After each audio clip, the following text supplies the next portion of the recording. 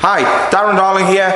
Just a short video today to let you all know that we have a new revised set of instructions for using the JLM J02250 DPF Toolkit in conjunction with the DPF Clean and Flush. Now, we don't have any actual changes to the product. It is the same fantastic product that we've been using for years, but our updated instructions are to make things a little bit easier for you guys when working on later engine vehicles, in particular with things like low pressure EGR on there, so running 2 EGR valves.